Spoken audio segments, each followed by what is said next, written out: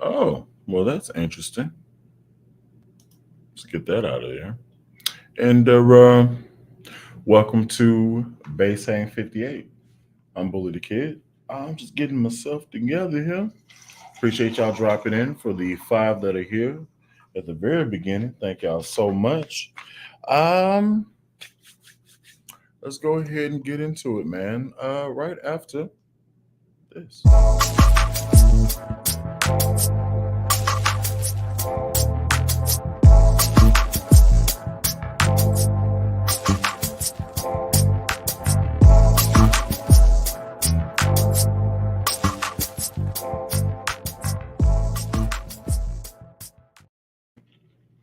Oh, sorry. So, okay.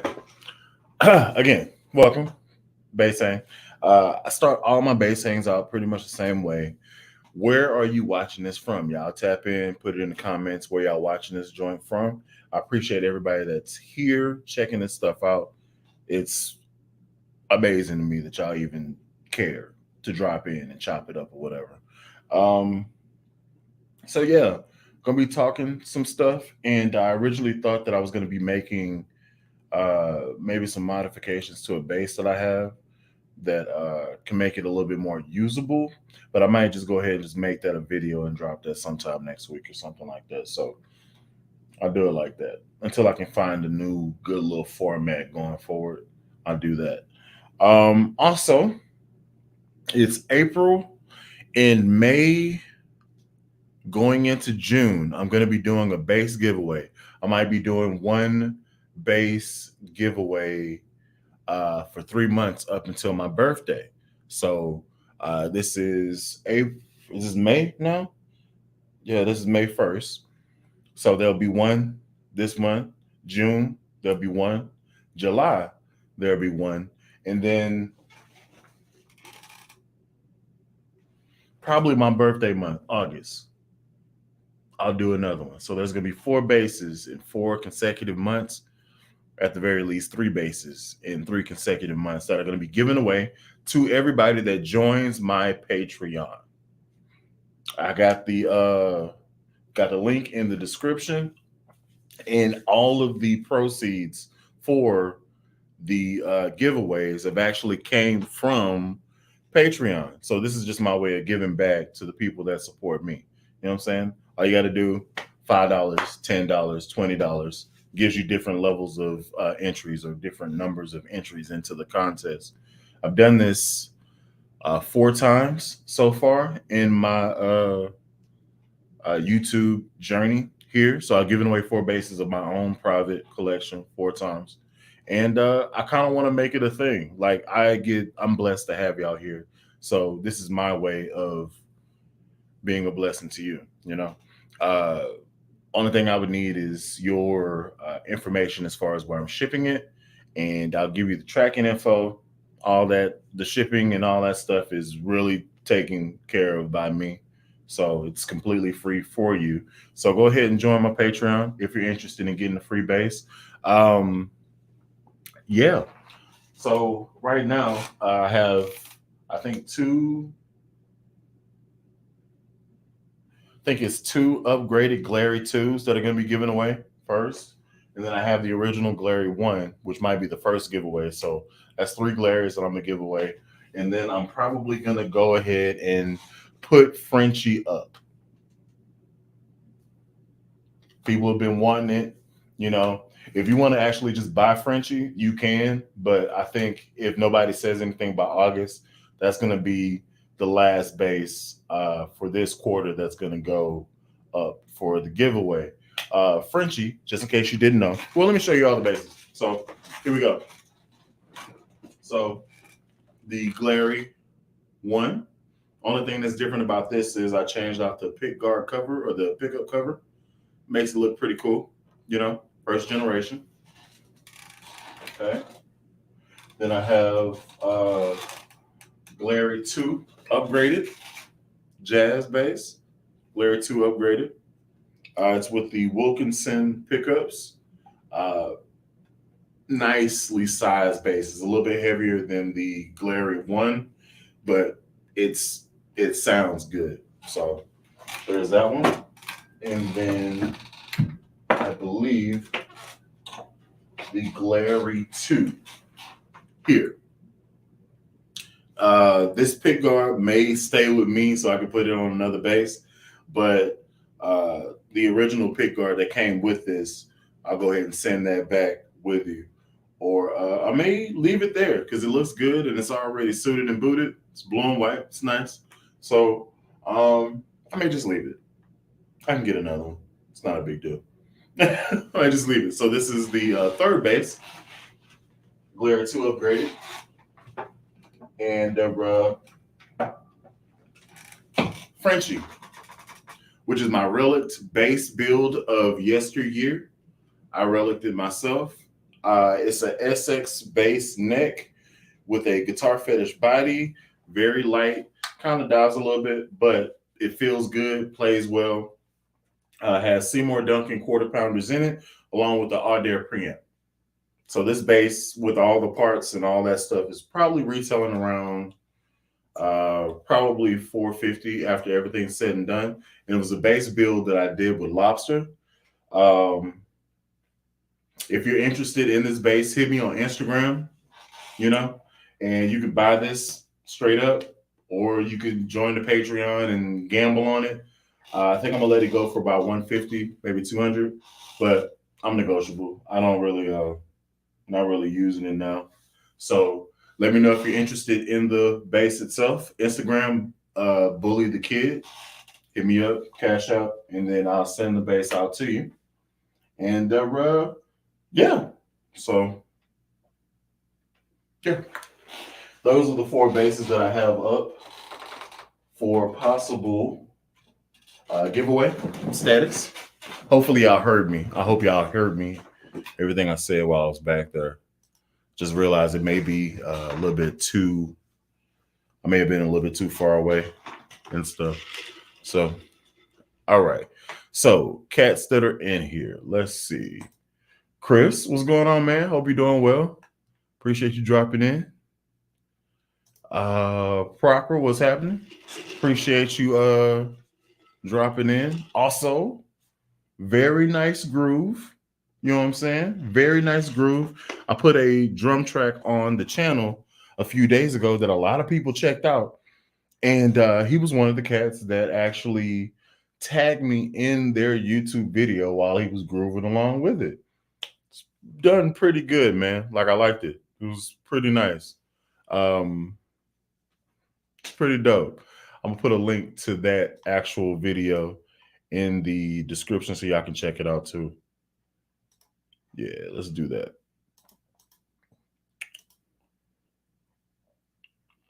Let's go.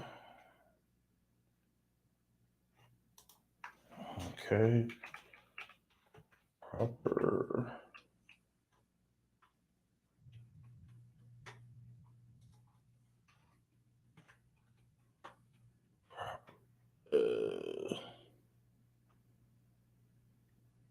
That's not you. Am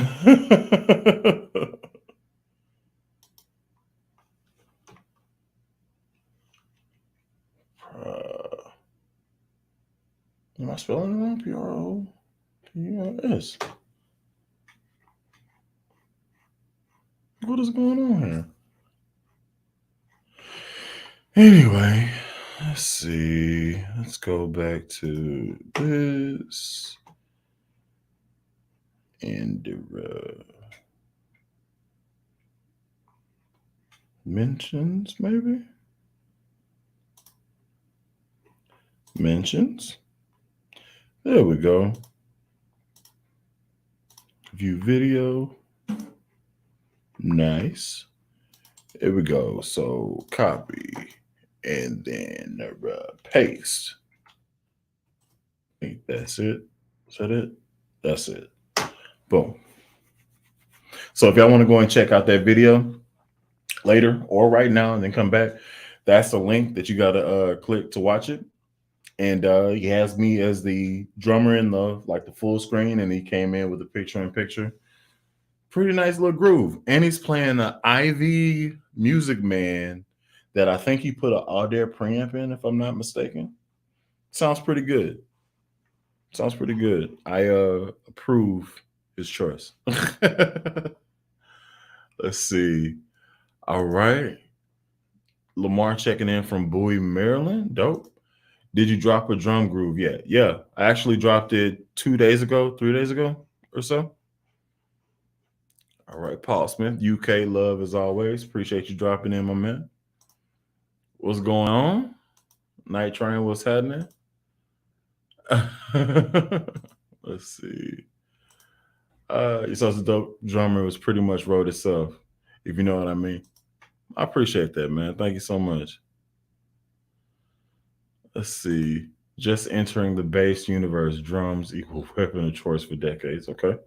Love your channel. I appreciate that. Thank you for dropping in. Bully the Kid on Twitch. Woohoo. Also, Bully the Kid on Twitch. At some point, I'm gonna go ahead and start putting together like gaming stuff, and I'm gonna put it on Twitch. Probably whenever Need for Speed drops this year, will probably be what I'm doing over there. Just kind of playing through campaigns and stuff. And if y'all get down, or if y'all are into it, let me know in the comments, and I might go ahead and start early because I have Need for Speed Heat right now, but it's like 2 years old. So if y'all want to get together, do all that stuff. I just don't know what y'all are into, man. Like I don't want to put myself out there and then just be by myself. So Discord, I have Discord, Bully the Kid, all that stuff is I think in my description, if I'm not mistaken. And I have all this stuff, and I just don't know if anybody will be down to do it or anything. So I just kind of set it up following, some friends' leads.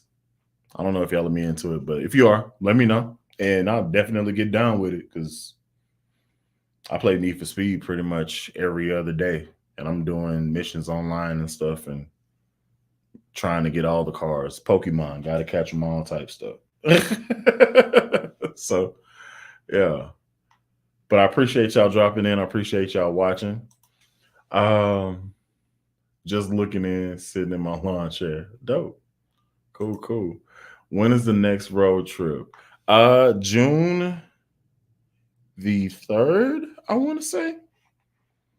And the next road trip is gonna be NAMM. That's the next time I'm gonna be hitting the road doing bass stuff. Yeah, should be fun. Lobster's gonna be there. Amp the bass player is gonna be there.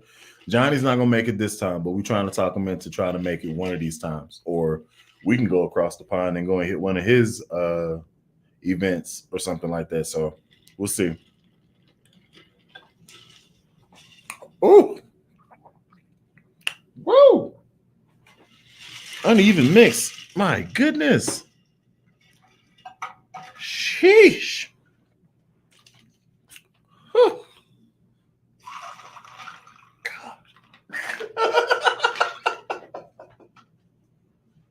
God. Not trying to have this freaking bass hang last long at all.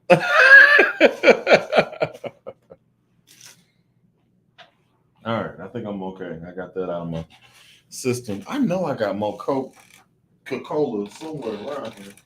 I had to say a cola because I don't want people to be making up any rumors. I don't know where it is. Anyway, so yeah. Let's see. I miss Burnout. Burnout was a pretty good game. But yeah, man, I've been into Need for Speed since I think Hot Pursuit 2, I think, on PlayStation 2. That's when I fell in love with it. And my go-to car was the Aston Martin. Like I was just into the Aston Martin for no reason. Like I had no reason. You would think it'd be like a Porsche 911 something or like a Lamborghini. Nah, man, it was just something about the Aston Martin. Paint that bad boy blue, soup up the engine, and dip on them boys. Yes, indeed. Let's see. OG Need for Speed Hot Pursuit. That was dope. Yeah, man. Yeah. I think it was 2. It might have been 1.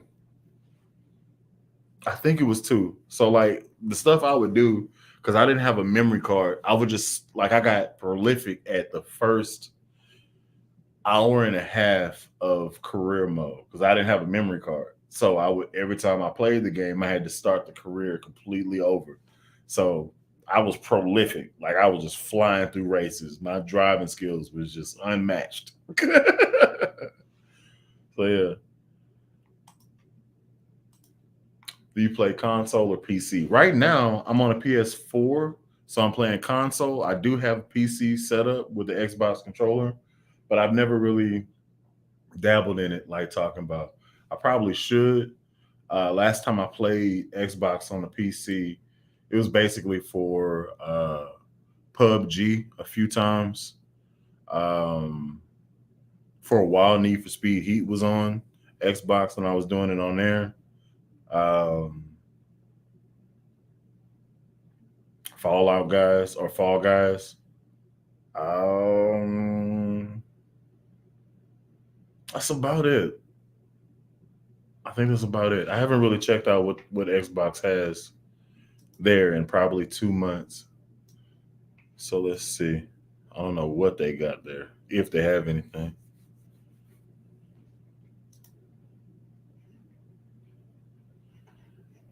Game Pass. Forza? Oh, Forza. Huh? Recently added. Life is Strange. Mm,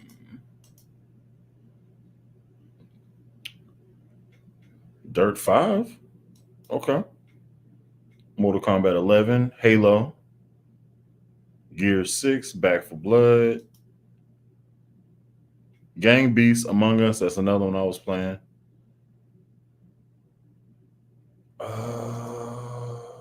Yeah, that's about it. I really wasn't doing Among Us on Xbox. I was doing Among Us on basically PC because trying to navigate with the thumb stuff is hard, man. Like it's hard to be accurate. You ain't got time. People trying to kill you out here in these streets. So I did do Among Us. It's pretty fun. It's even more fun when you have everybody on the same Discord and you can talk to them and like accuse folk of doing stuff. So if I could get a gaming situation going on, it would have to be like a community of my homeboys and hop into it. So if you're interested, hit me on Instagram, Bully the Kid. Or is it underscore Bully the Kid? I think it's Bully underscore the Kid. Yeah, Bully underscore the Kid. It's in the description. Y'all just hit me up. So yeah. I need to hop back on here, man. What I got in my library? I got Forza 5, Forza Street already installed. Why haven't I hit Forza 5? Why didn't I mess with that? Need to get Gran Turismo because I never played that game ever. So I need to get that game. Hop into it, see what it's talking about. But yeah, that's been not base stuff. So let's get back to this. All that information and all that content will be coming out on Everyday Bully, especially if we get together and actually do like gaming together. All that would be on Everyday Bully. If it happens or when it happens, I don't know how this is going to go. So uh, I do have another channel where I'm doing like life stuff like bowling and lifting weights and gaming as we're talking about. Just everything else I don't put on here because this is strictly music stuff, bass and drums and lead and organ and all that foolishness. So keeping them separate, but somewhat equal. So let's see. Check the bass. Okay, dope. What's the minimum requirements to attend NAMM and how much does it usually cost? Minimum requirements is registration.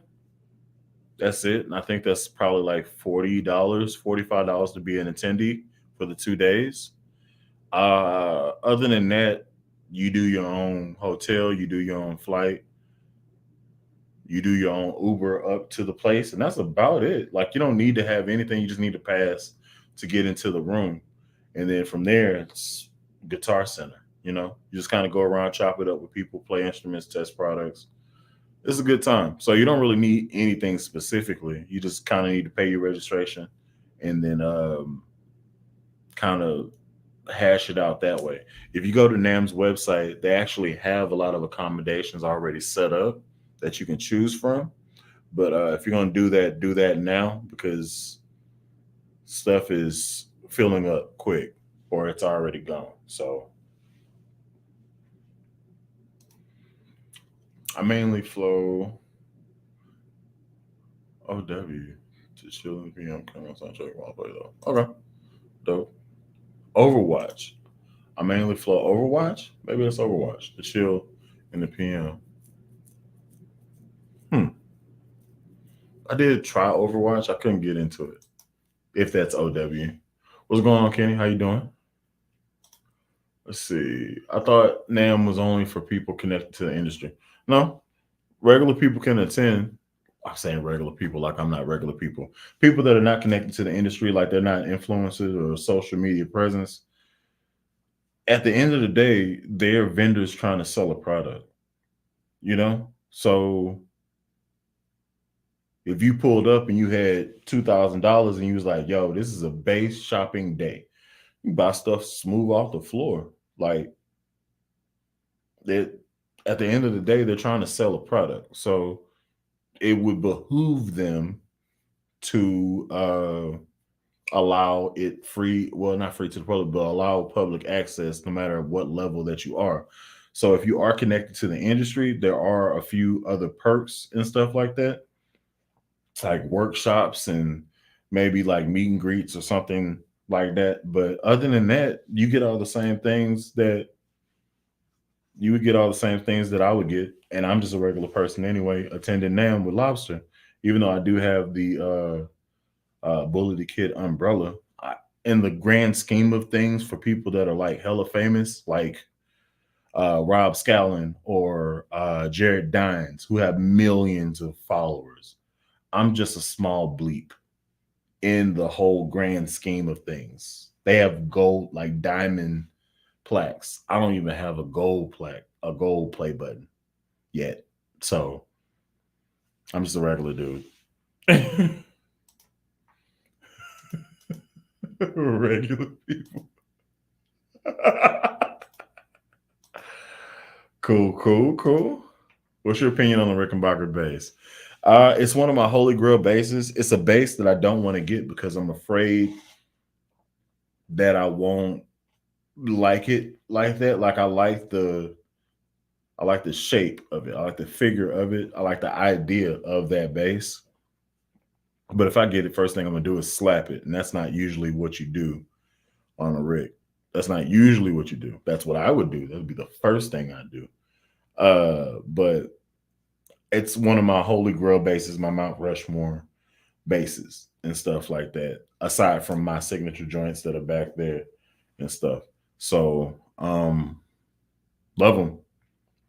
So far, I only have two of my Mount. I have two of my Mount Rushmore bases. I have Big L. Oh, oh, you ready to go, ain't you? Big Al, Music Man, baby. Like I love Music Man. Always wanted one, and the Big L came at the right time because I really wanted that bass for the name and also for the functionality. It actually spurred this bass that's right here because it has multiple pickups and it's selector switched. That's what spurred that bass that's right here. This bass right here, my first special, is my answer to the Stingray 5 because I want a Stingray that has a P pickup as well, so I can have two basses in one, like a P 5 string P bass, and then a Music Man P bass, and then have the ability to put them both together to get that sound. So uh, the first one was my answer to that, and then this one is the answer to the Big L. Except I didn't do single core pickups; I did split core pickups, 5 string as well. And then I have this one, which is 3 singles with switching and all that good stuff. So also nice. Yeah. But Rick, so it's Big L, my goth Epiphone, Thunderbird. Always wanted that. Rick And I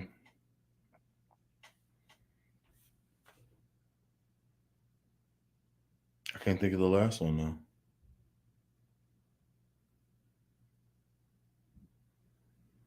Guess I didn't want it. What am I tripping on? I can't think of the last one now. So those are the three for right now. I can't remember what that fourth one was.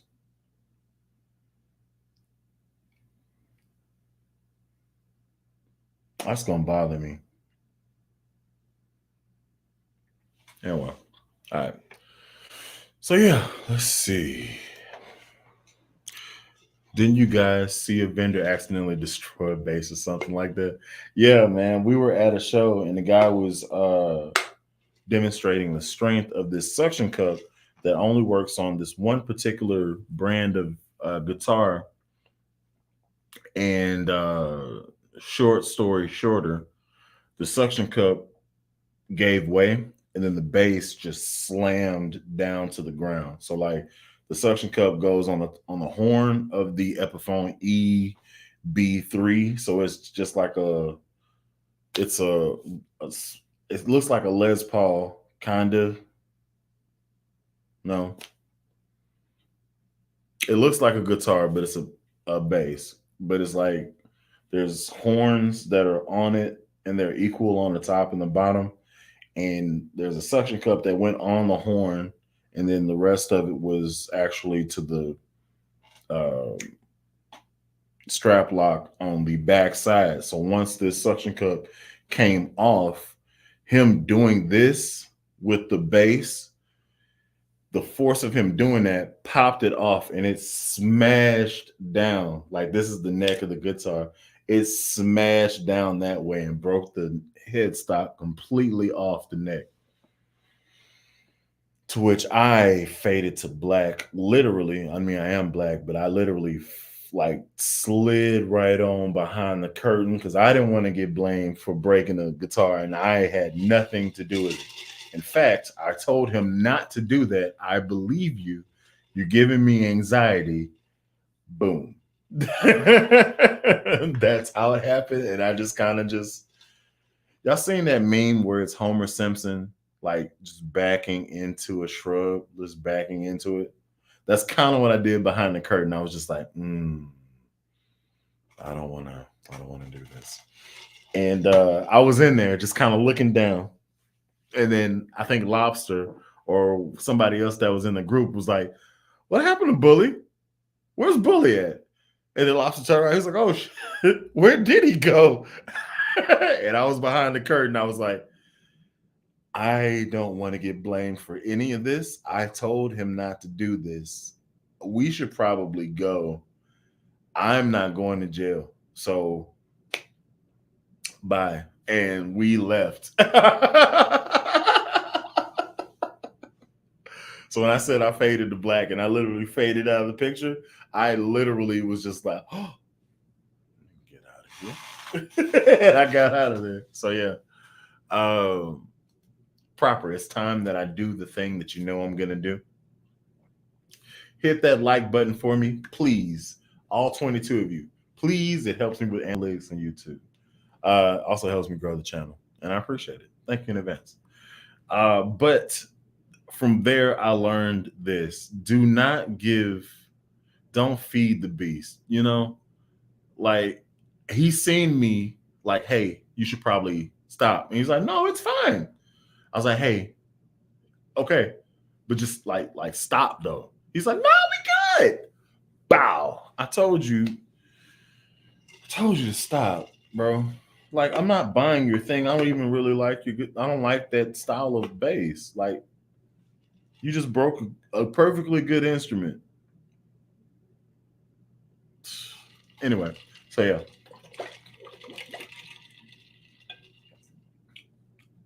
Okay. It's a little better. All right. I can deal with that. Let's see.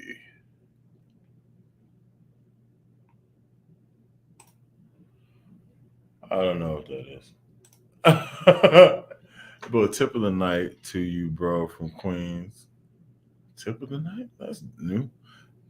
To you, bro, from Queens, New York. What's going on, Andrew? Appreciate you dropping in. What digital audio workstation are you using? Um, Kind of depends. If I don't play my drums, then I'll use FL Studio and then export it to Reaper once I have enough track. Then if I just make my drums or if I want to have 808s in a beat, which I probably should do or release that with a video. Should probably do that. So we'll see. I'll create it in FL Studio and then export it and bring it into Reaper, which is a free DAW. Kind of works the same way as Studio One. Very simple. And I record most of my stuff from Reaper. And then I export it, bring it into Adobe Premiere, bring that audio into Adobe Premiere, bring that video into Adobe Premiere, line the sync up, and then chop it. And then that's the video y'all see. So yeah. I may do a video on how I get it done one day, but not today. Maybe not tomorrow. But at some point I'll do a whole video on this is what I do when I'm doing what I do. You can do this too if you care to. You know. Wow, I love those Thunderbird basses. Okay. Let's see. Question. Okay. Thinking about Squire or Fender P bass to start out, maybe a Rumble amp. Good. Very solid decisions. What size Rumble would you recommend for a small room practice setup and eventually playing smaller clubs?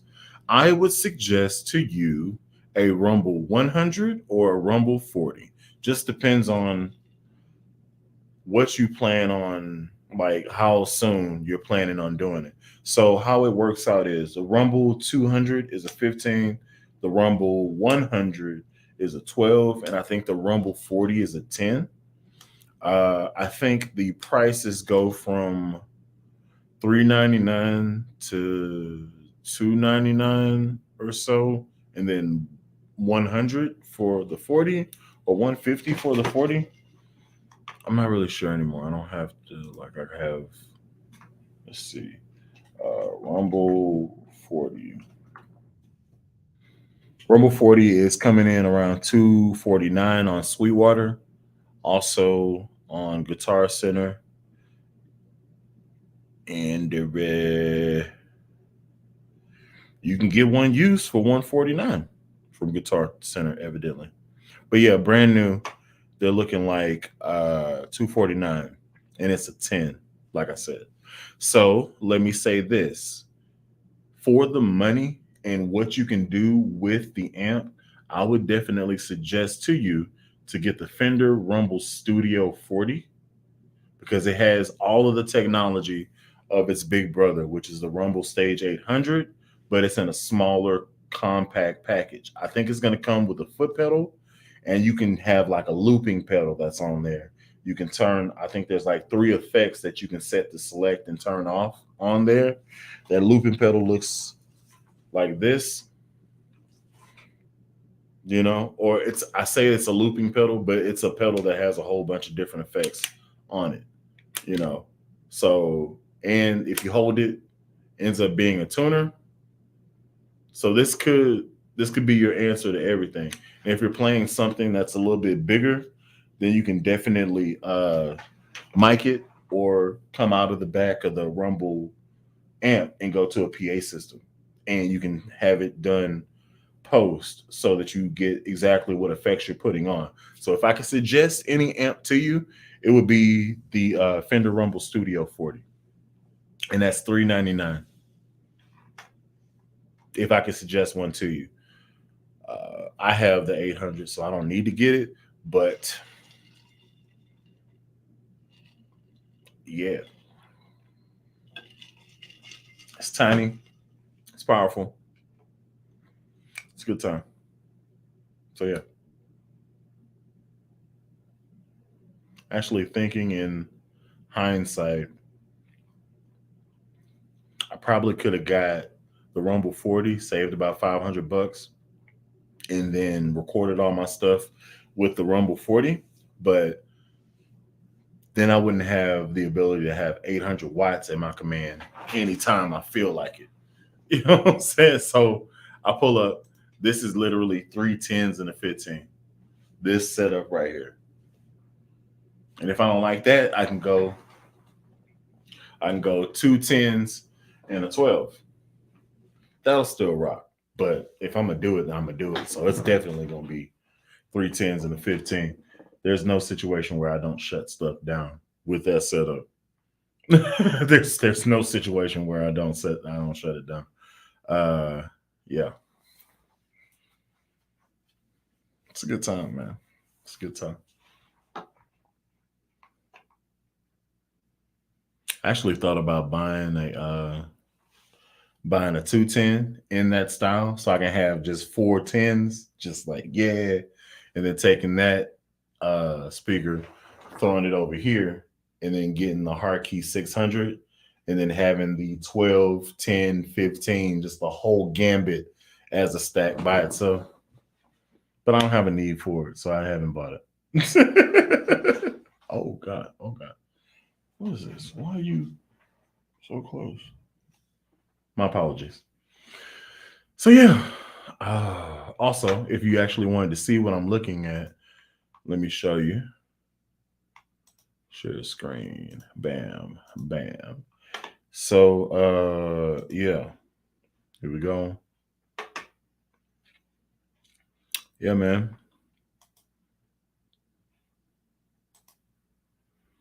This is what it looks like. It has the post out. It has the foot switch. It comes with it. Turn the horn on and off. Power. FX mono. Pre and post. So this is exactly what my amp looks like, just in a smaller package, and has Bluetooth capability, so you can stream from your phone there. Also, up top, it has aux in if you just want to plug your cord in, and it also has a headphone jack that's literally just like regular headphones. Like you don't need a 1/4 inch adapter or anything. It's just regular headphones plug in. So it's the better of both worlds. You can update it on the app using the Rumble app to update it and add in different presets from people all around the world, or you can plug in a USB to it to your computer and update it that way and pull in stuff. It's a pretty impressive piece of machinery. Like I like it. It was a great purchase for me. Here's a top view of it. I don't have that. I don't have one of these days. I don't have that. I know I don't have that. I don't even know what that sounds like. It's an October Basement TV. And what does that say? I am upset I can't see that. But yeah, it's a good time. Horn, woofer, looks like a porthole and a porthole there. Yeah, man. It's a good time. No. No, I don't want to sign up. No, thank you. Let me get out of here. So yeah, that's what I would suggest if I could suggest anything to you. Let's see. I was there. We saw a guitar, and the company crumbled real time.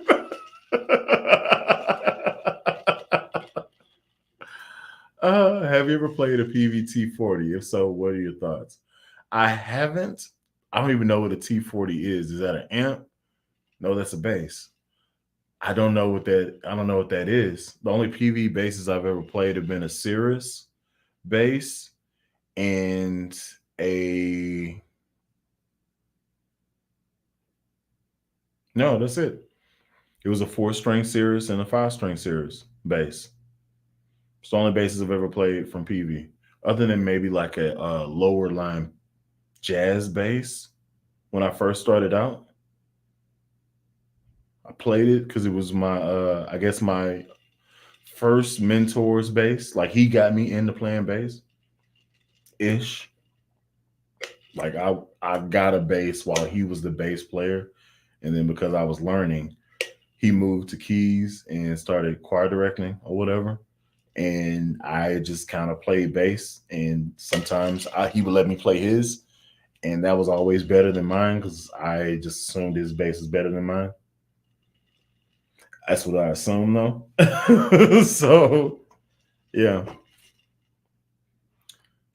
So I can't answer your question. I don't have any thoughts on it. Oh wow. LOL. I don't know, man. I don't know. They got to the playoffs, so that's something. Have to play one of my CFL teams to win them all. No. Thinking of changing my pickups on my Harley Benz BM05. Okay.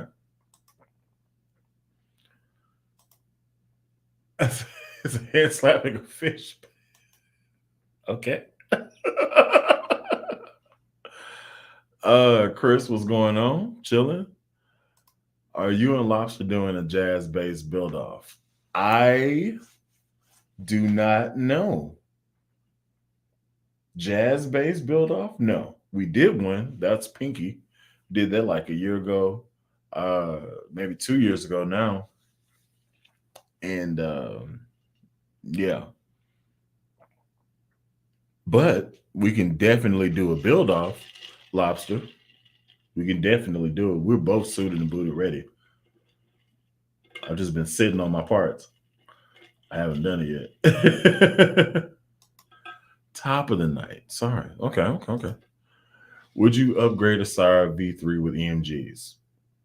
Yes. I upgraded my Sire M2 with EMGs, and it's disgusting. It's a very nice bass.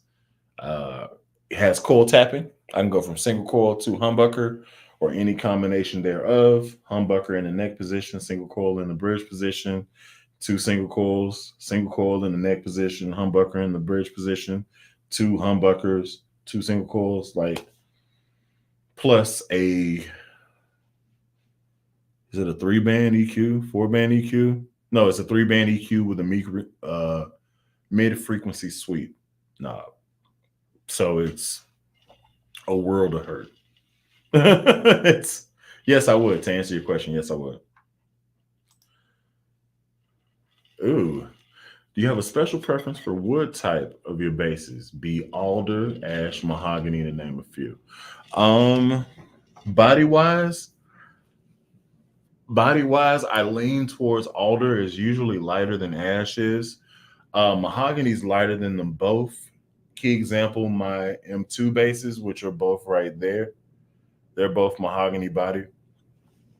And Neckwoods so far has been my blend of Jatoba and walnut.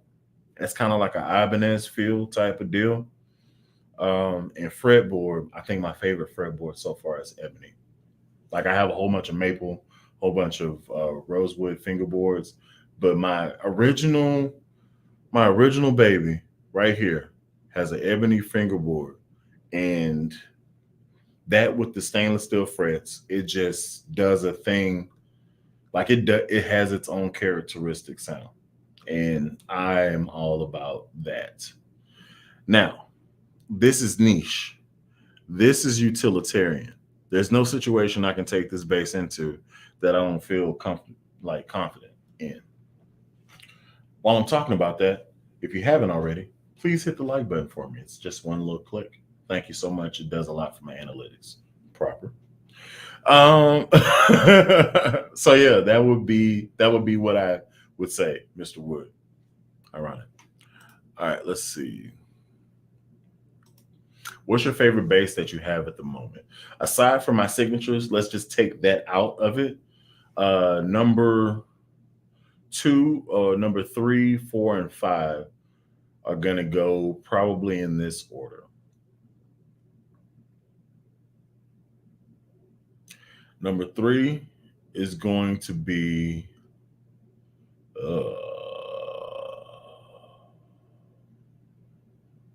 number 3 is going to be this one, Big L5. Number 4 is going to be my Charvel. Charvel San Dimas 5. That's 4. Number 5 is going to be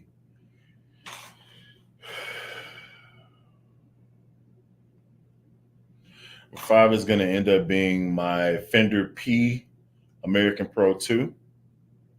Number 6 is going to be my Allen Eden combination DiMarzio and Adair.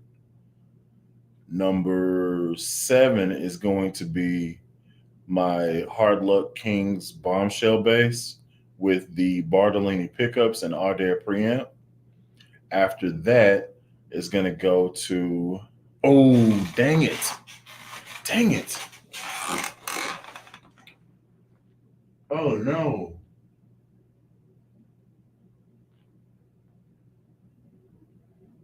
Okay, restarting the list. So my signature basses, take those out of the thing. So those are 1 and 2. So we're going to start with 3. Number 3 is going to be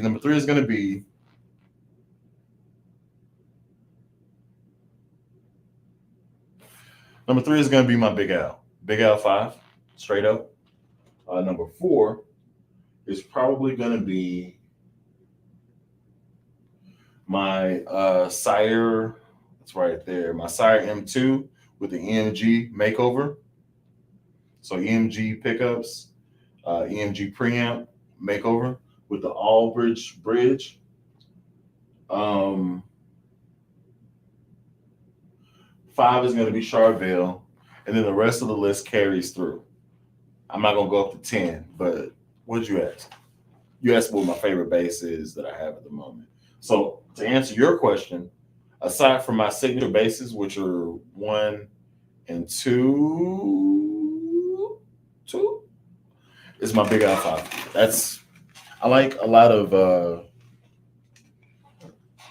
I like to have options when I'm playing, and all of these basses give me multiple bass feels. They're not just coming in as just one polished situation. It's just what it is. So, yeah, I like to have options. So if you're looking at the basses that I just said, my top 3, no particular order, because I can't say that I don't like Mabel more than I like Goldie. So I don't know which one is 1 and 2. They interchange from time to time, depending on how they look. I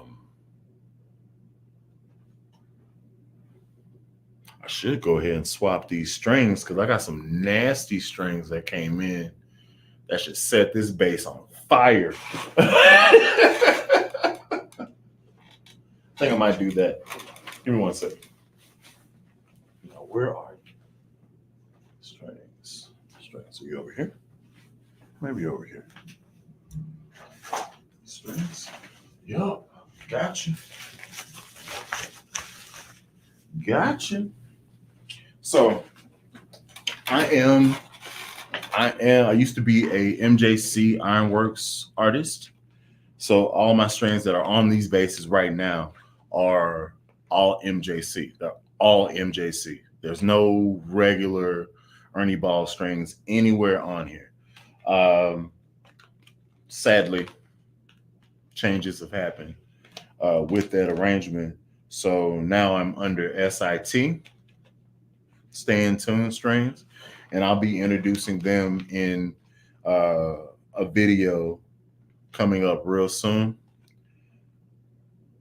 But who I'm not with is this company, because they got stupid colors. So what I want you to tell me in the chat, this is gold. Just in case, hold on, I don't know if it's gonna zoom in. Are you gonna refocus? Just focus in on, that's gold. See that? That's gold. They are gold strings. You're gonna focus. All right. Gold. Well, I should have just did that. Gold strings. The question I have is, does this go on Goldie or does this go on Mabel? I'm feeling like it should go on Mabel. Reason why is because Goldie. Oh God. Oh no. Oh, tragedy. Wasn't that bad though. Jesus, that's bad though. Don't move. Also, I apologize. Okay.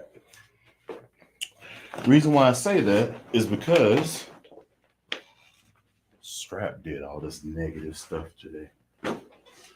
This has gold hardware. So gold hardware with gold strings, in my mind, would be flames. Right now, there's purple strings on them from the same company.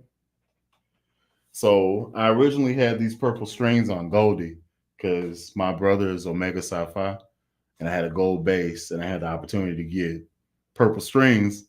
Thought that would be a fun little thing to do for him. So I did that, and then I was like, I just want to make this look good because I had a gig with it.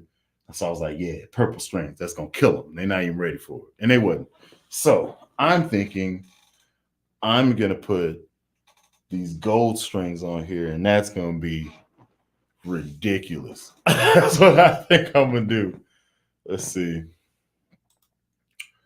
I got a Rumble 100. It's nice. Makes my son queasy when he walks by. Okay.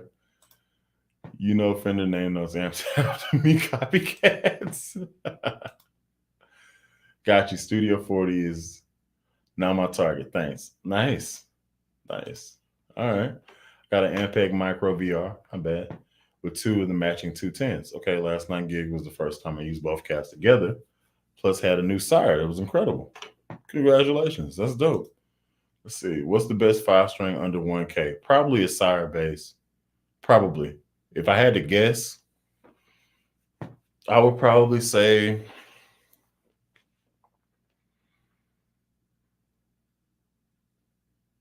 you can get two sires for under 1K. So if I had to say two of them, I'd say an M2 and then go and get you a V3. You don't have to get the V7. You don't have to get the V5. You could get the V5 or the P5. They may put you over 1K though. But you'll have top of the line, you know, stuff, so you do that. But if I was to suggest anything, I'd say maybe the M2 and a P5. That's solid. So yeah. DFG checkout. Sorry, the hype is justified. Yeah, there you go.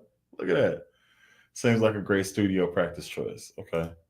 P7, P40, PVT40 is a bass. Okay. You have any giveaways coming up? Already said that. Hit your your thoughts on the Sterling 34 bass. It's a solid bass. Solid bass.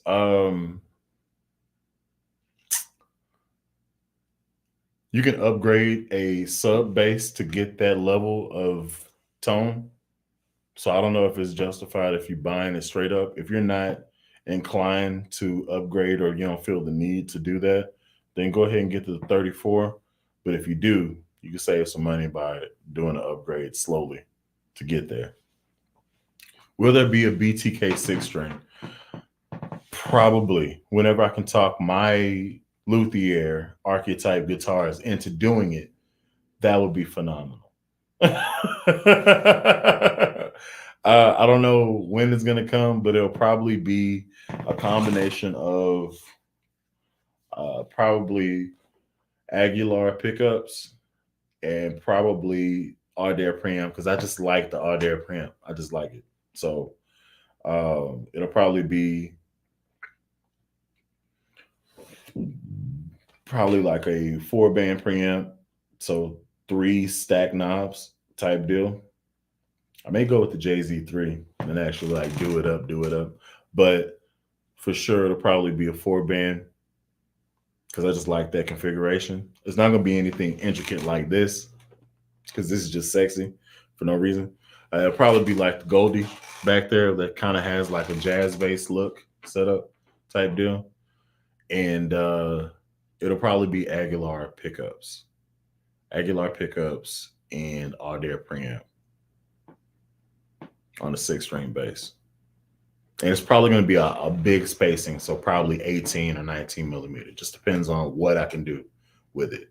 For me, it's going to be thin and it's going to be wide because I have big hands. So I feel like me doing chords and stuff like that, that would lend itself to what I can do with my hands or what my limitations are with smaller spacing there. So yeah. So yes, to answer your question, yes, if I can, I will definitely have one created. Can't do these woods though, and that makes me sad, but I'm sure there's something else that I'll come up with and it'll be dope. So yeah. Speaking of pickups, I took a good look at some Delanos and noticed they have a ton of options in terms of wiring. Would it be worth it to have a selector switch installed? Yes. If you can, yes. The reason why, options. You got to have options, especially if you're running 2 pickups, to have 2 switches there to get different voicings. Yes, absolutely. Twice on Sunday, which is today. Yes, yes. Let's see. Hard Luck Kings ranks before your sire bases. I had to go back. So I guess I caught it. Good evening. How you doing, Sean? Let's see. Favorite bass of yours is that P7. I appreciate it. Anime. There she goes. She's over there. Gold. It's yellow. No, it's gold. But whatever. I got a 5-string ATK. Do you think Archetype would do a 5-string BTK?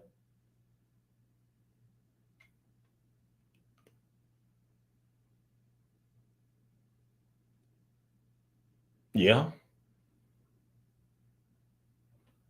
Ignore what I said.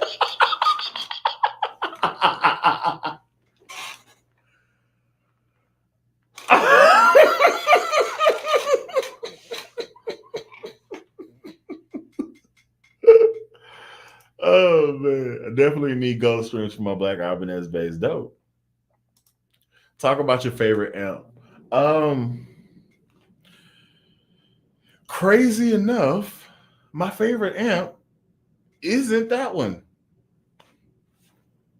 Sorry, I said that out loud. But the dream amp that I had at a church that I went to in Tulsa was like that was my dream amp. Like they was like, hey, if you had to get a setup for this church, what would you want?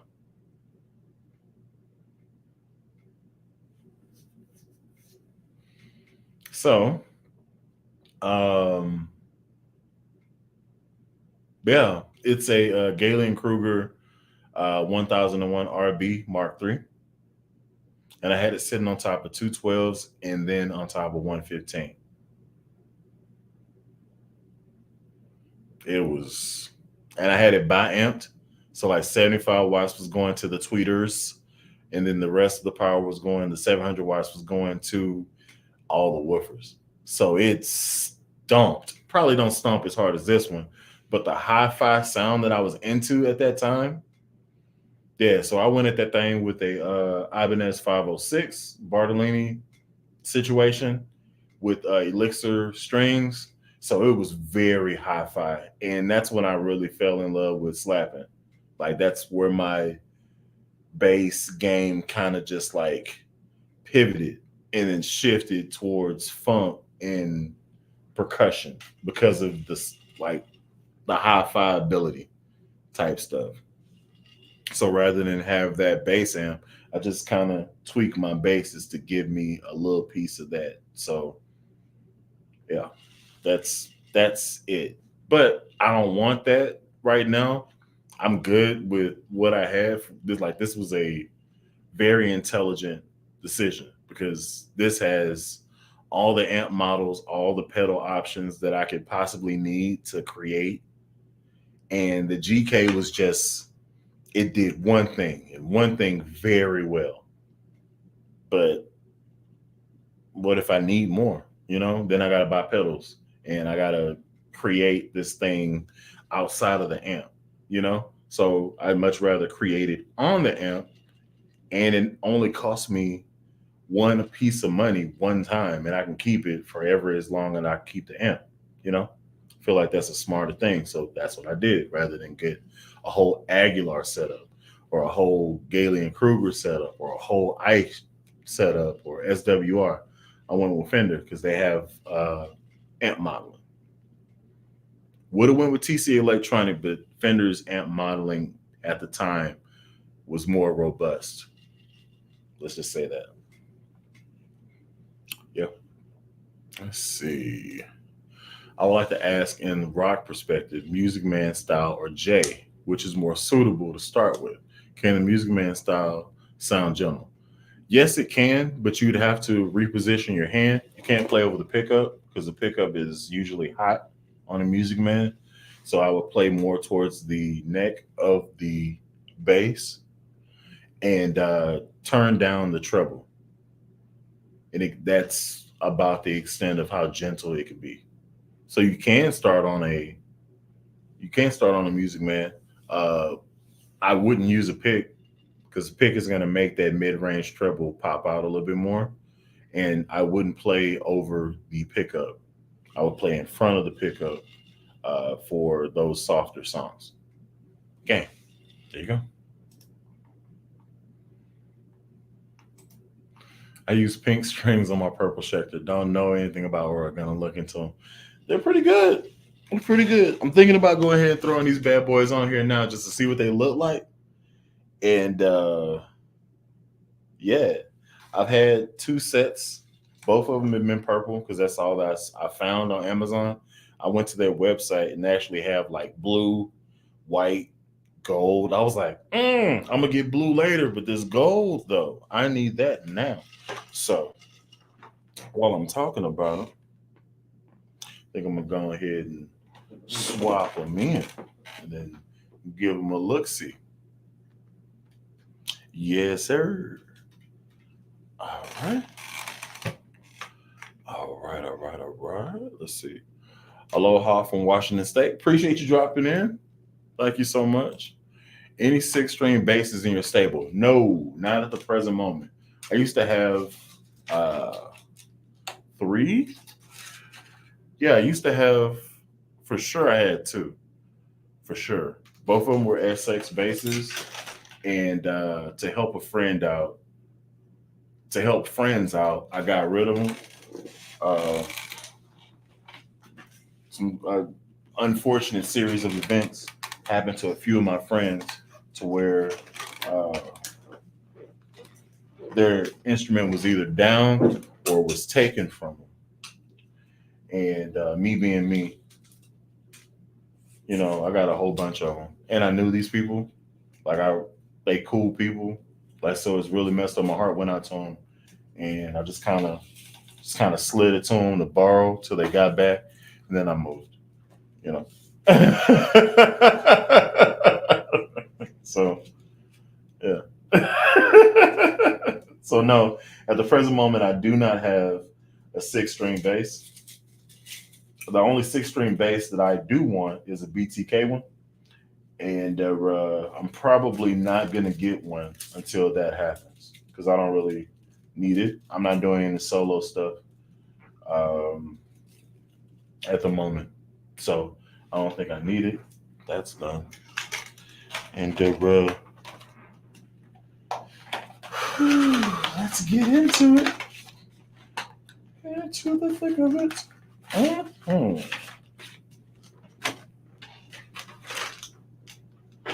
B string. Also need my cutters. So yeah. Stay. 1 second. Where are my cutters? Got it. All right. So yeah. Thank you so much for the donation, man. I appreciate it. I do appreciate it. Thank you so much. I wish I could just like pin you to the top or just like highlight you. Thank you so much. Let's see. Had a GK15 combo, gave it a few months, took it back, and it wouldn't. Took a month off, and it wouldn't power back on. No help from GK. Was told that it's a known issue, and told what part I needed to fix it. What? Oh, trash. What's going on, Jeremy? Happy Sunday. Appreciate you dropping in, saying what's up. I'm in the middle of putting some gold strings on my bass, which should be flames.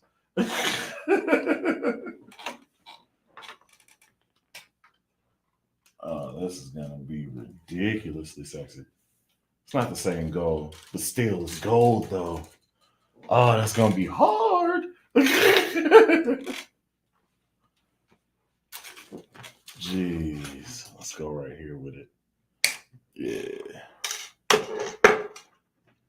Let's see where we at. Hey Billy. Is a Rumble 40 good for a coffee shop? And if not, what would be your choice of an upgrade?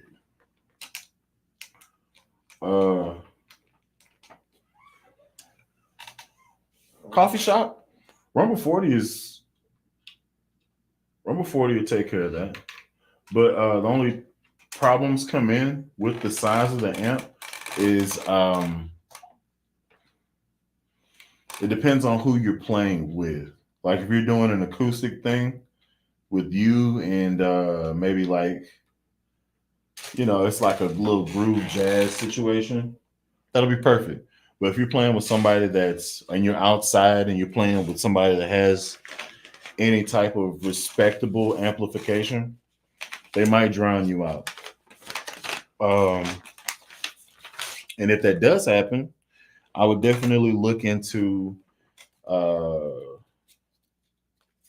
tapping into the PA system, whatever PA system that is, so that you can have just a little bit more headroom. But yeah, it can definitely take care of a little coffee house situation and stuff like that, and practice. So yeah. Let's go here with it.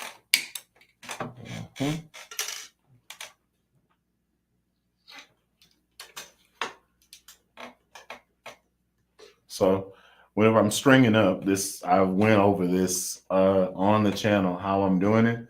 But for those that don't know, you're actually watching me do it. So if you have any questions or anything, just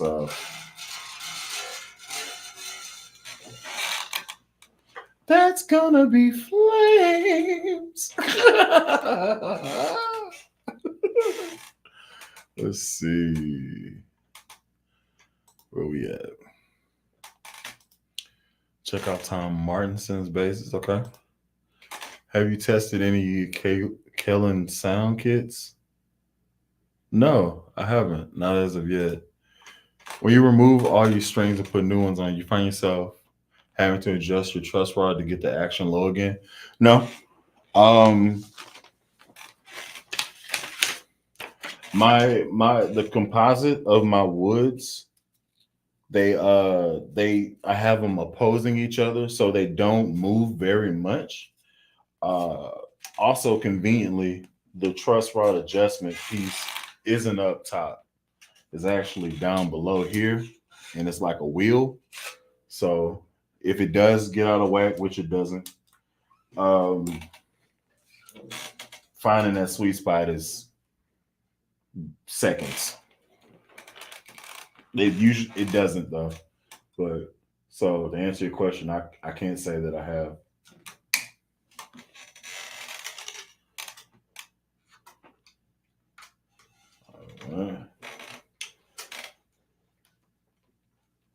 Here we go.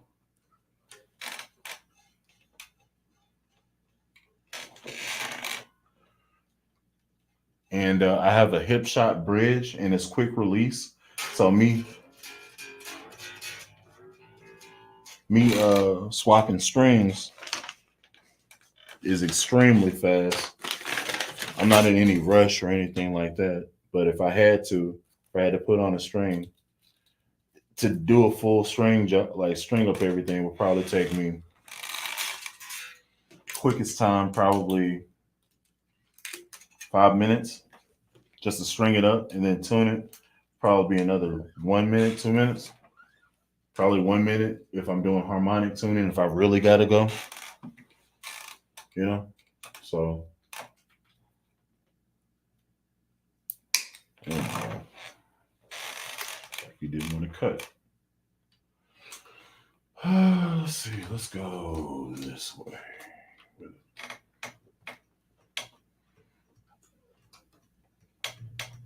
Let's go. Let's go. And I'm using my finger to pull it taut here. Let me move this out the way. I'm using my finger to keep it in line and keep it taut here so that it stays, because it's quick release at the bottom. If I don't do that, it'll pop out and I have to start over. So I'm holding my thumb down here and I'm keeping the string tension there. And as it gets tighter and tighter, I can then let it go.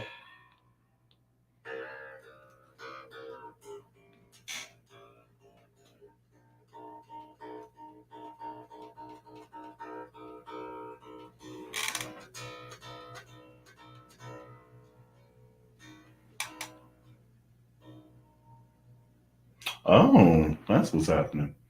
Okay. I was like, why are you not getting tight? Why are you doing that? It is stretched. I didn't make a clean cut. Okay. So let's go a little bit further down.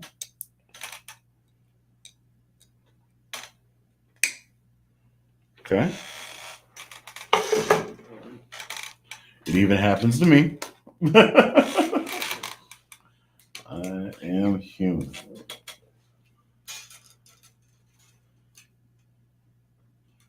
All right, let's go this way.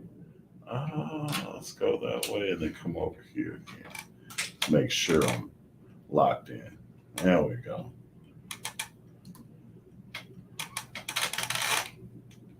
There we go.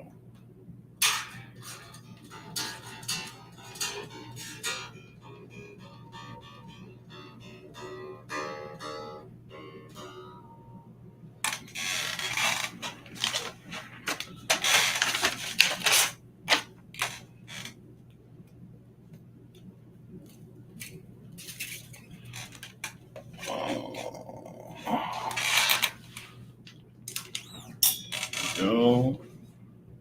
Boom, boom. Just go right here.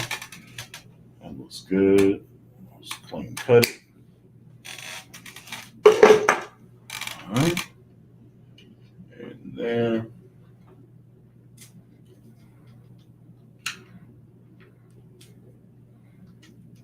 Nah, come on, you. Also, it came out. Doggone it.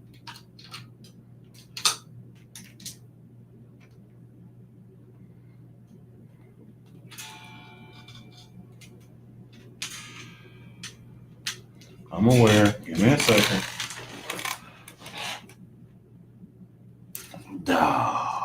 Doggone it. Are we good? Yep, we're good. Great. Okay.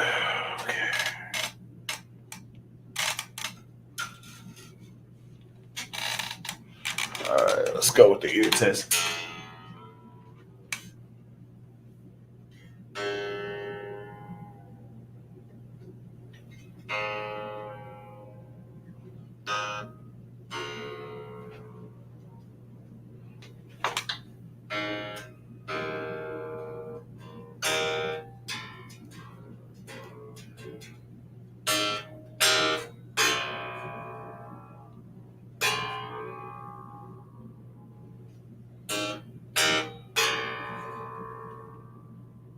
Wrong one.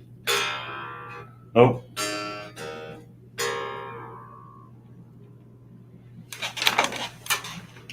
This is going to be faster if I do it this way. Sorry about that, Pop.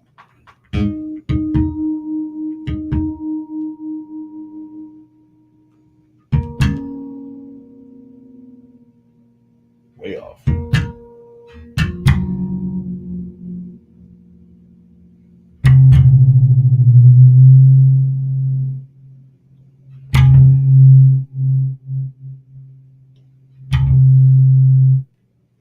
Okay. So once I got here, now I have to stretch them out because while I play, they will be conforming and loosening.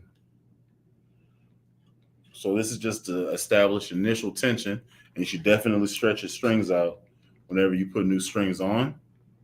Kind of helps out with the longevity of them, like so they don't just break because you didn't stretch them out and you're now just popping on and doing slap. This all will change.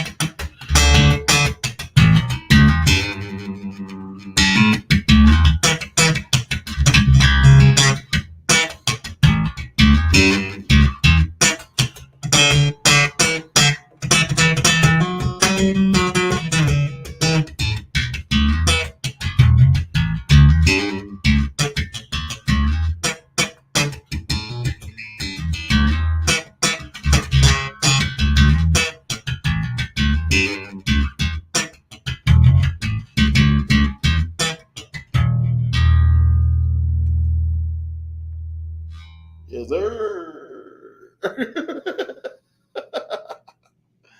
Bass up, treble up, high mid down, low mid in the middle a little bit between both pickups.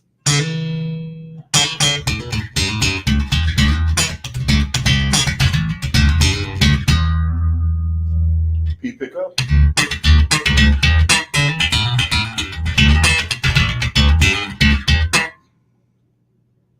Music Man pickup.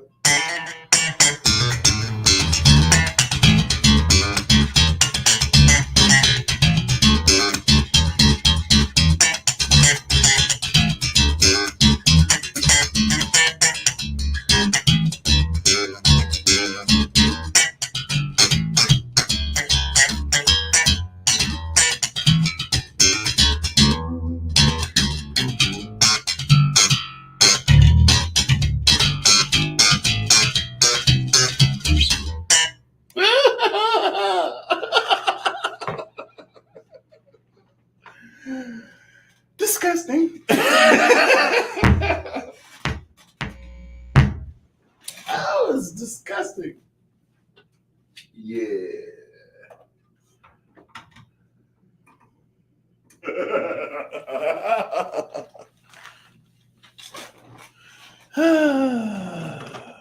I might just clip that one piece out and then just post it. I probably will do that tomorrow. Just clip this piece out. What timestamp is that?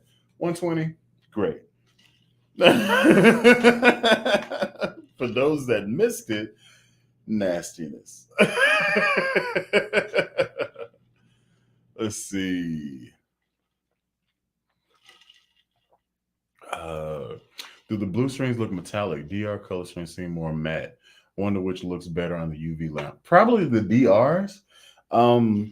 These strings aren't really metallic in nature. They're kind of matte-like as well, but they don't feel like DRs. You know how you can feel the coating on the DR strings? These don't feel like that. They feel like round wounds that just happen to have color on top of them. Like it's really weird. Like I like them, and I probably should reach out to them to see what's up with like a few of my play around bases. Like put some pink strings on anime or something, or some yellow strings on anime or whatever. Blue would probably be good as well, you know. But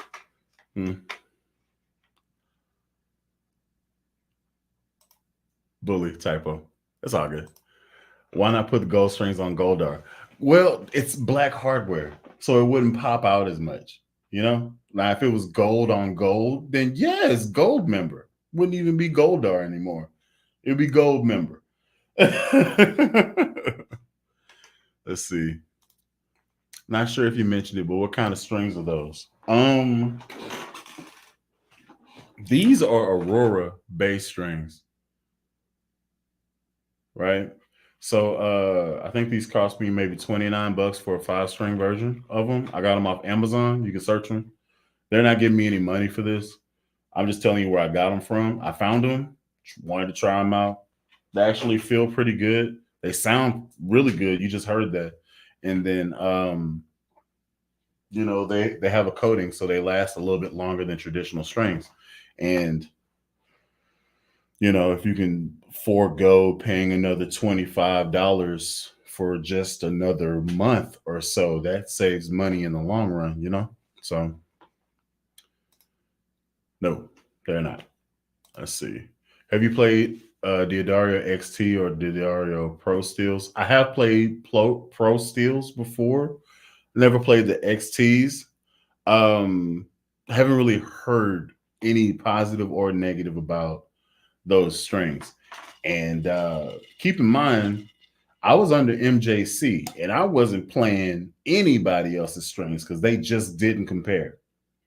So I've yet to get into SIT yet. I have the strings there and stuff. Maybe that's something I can do right now. Let's do that. I'm gonna make that a video. I was like, no, let me go ahead and just yeah. And then I can just talk through the whole thing and then move in. So I'll make that a video. See, I'll keep your eyes open for that. Yeah, but I got it over there. Let's see. I really love your YouTube content. Thank you. That demo was fire. I got a 6-string ESP today. Congratulations. Dope. ESPs are pretty nice, solid instruments. Let's see. Where y'all watching from? It's 26 of y'all in here. Thank you. Got 2 on Twitch, 1 on Facebook, and then 22 on YouTube. That's cool. Everybody, if you can, hit the like button for me. It actually helps me out. This is my 3rd time saying it proper. Yeah, thank you in advance. I appreciate y'all dropping in and chopping it up. Let's see. I have a video that's going to be coming up where I swap out a pickup out of my HB just to do something different. What I want to use it for, the pickup right now isn't giving me that characteristic, so I want to put in something that I know, and I may save that pickup configuration for a different project down the road, maybe a build or something. That'd be cool. So I'm gonna swap it out and then record it, the whole process, and then that'll be a video. I also have, let's see, I have a build that I need to do that's up there. 2 builds actually. I'm just waiting on a pickup.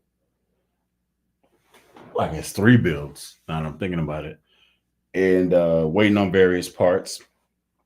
Let me know if y'all want me to actually go back into the amp and actually do like demos of how to set up stuff on the amp, or what this pedal can do and stuff like that, because I can definitely get into it.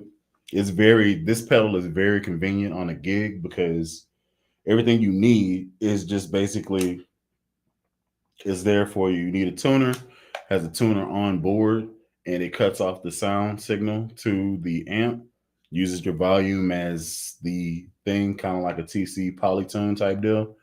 And it ends up lighting up exactly like you would tune it. So I'll turn this up.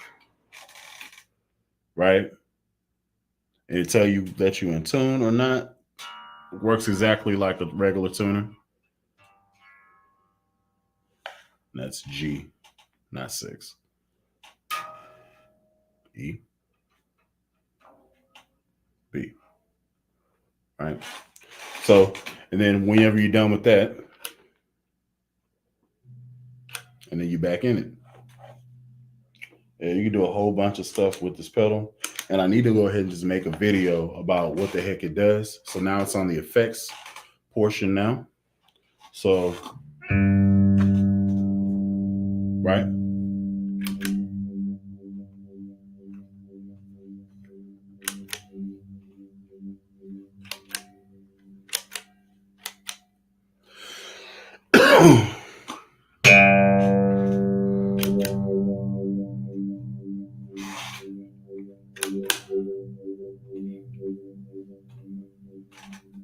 Right. So I need to do a full video on how to work this thing at some point. I also have a few other pedals that I need to introduce. And once I get the format down, I might do it like I did my MXR video where I have a overhead camera down on it and then the camera shooting at me so that you can see me doing stuff and then messing with stuff and do a few of my pedals because I have the Fender Downtown Express that I use whenever I'm trying to record something and I don't have an amp. I use this bad boy. I haven't brought this on the channel yet to demo, and I've had it for a number of months now. Enough time to where it's starting to get dusty from being a staple. It just stays there. I grab it when I need it, use it, stuff like that. So yeah. Congratulations on the ESP6. Hope you love it. Dope. Smash and lick button. Very weird. Houston, Texas. Have you ever tested the Fender Ultra? Yes. Yes, I have. I didn't have my I didn't think to record anything. I'm really not that big a fan of it leaves something to be desired. Fender's active circuitry. Like it's good for what it does, but like there's always like one or two tweaks I would want to have on it, you know? So like it would be something where I really wish it did this, and then I would end up swapping it out. So it's not a like their passive stuff. Nothing.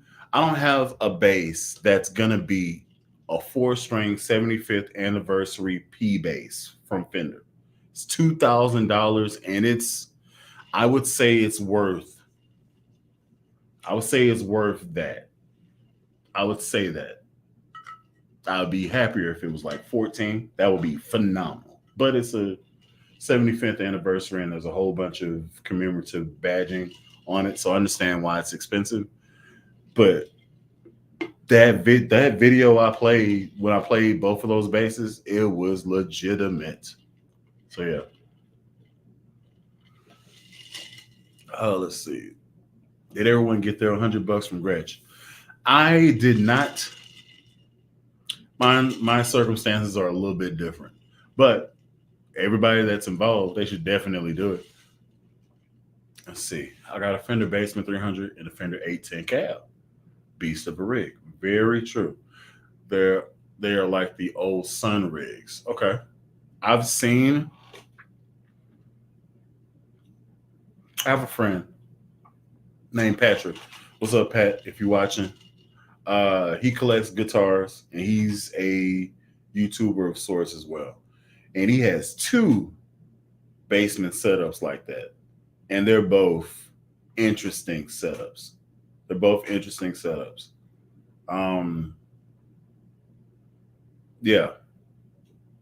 As far as being able to move them around, probably not as good. But thickness, like thick with 3 C's, thickness of tone, you can't really beat tubes, man. I'm not even a tube dude. I like modern stuff. Like I like modern bass sound. But like he gave me a P bass with flats on it, and then he turned up that mid range. I was just like, belt out these grooves.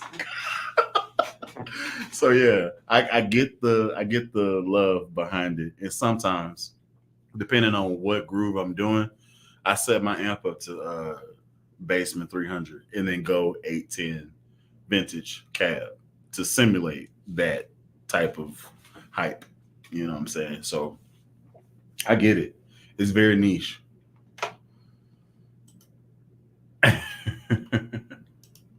Let's see. Yes, they are. Actually, Fender version improves the thermal management, which is important since I have two of the 1200. Okay. So, Bully from BR, what's happening? Have you tried DR Pure Blues strings? No, I haven't. A lot of strings that are out there, unless I have friends that are in my circle for me to, give them a test, I usually don't spend money on if I can help it. I usually don't spend money on maybe things. So I've never used those strings in particular. I probably should just like buy a whole bunch of different strings and then hear how they sound on the same bass. That'd be a cool idea for a video. And I guess I could just take those strings and then put them on other basses that I have. That's an idea. Um, so yeah, that's actually not a bad idea for a video. Just get a whole bunch of strings from one company or multiple companies, and then this is what this sounds like. This is what this sounds like. This is what this sounds like. All using the same bass.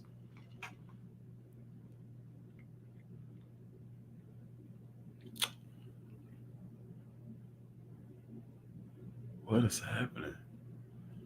Okay, Russell's chopping it up. Okay, cool. Got my JHS Space Commander yesterday. So spacey. Dope. Congratulations.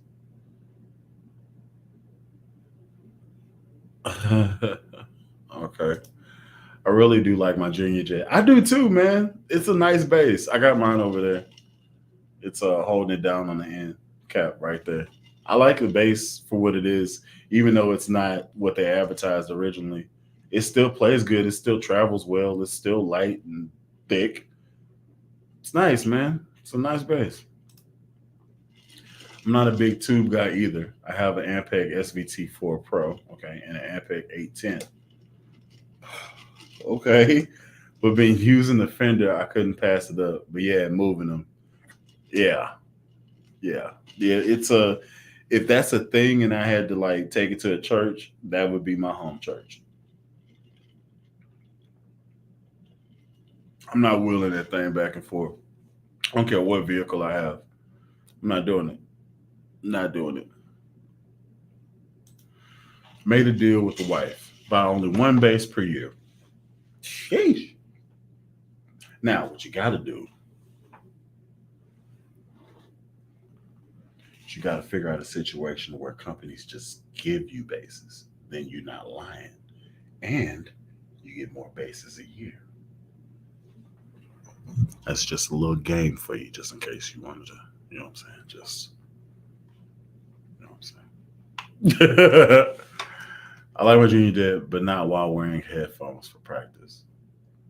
Oh, well, yeah, I guess that would be the problem, yeah. Damn, 810s. I made the same deal. She still hates it. Hey man, look, man, you could have a worse vice. You can just like blow your money and like playing games of chance. At least this you see what the happiness is going to. And it's not like you just frivolously throwing stuff out the window that has no return. So people look at me like, hey, you got 19 basses right there. Or you have 18 basses and a guitar right there. And all these basses here, right?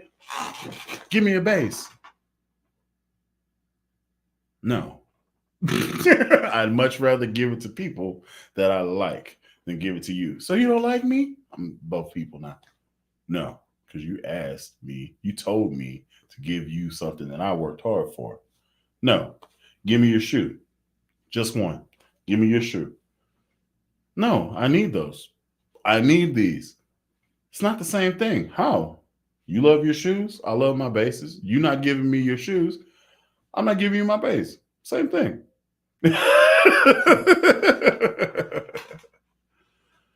Okay. You can make a lot of fun if you say one bass net per year so you can trade all you want. Bro, everything you just said is stuff I say to defend my basses. The deal I'm in is I have to play everything I have or it needs to find a home. I never pick up anything I don't like, and they're usually TLC cases, so they pay off in the end. Okay. Let me tell you something.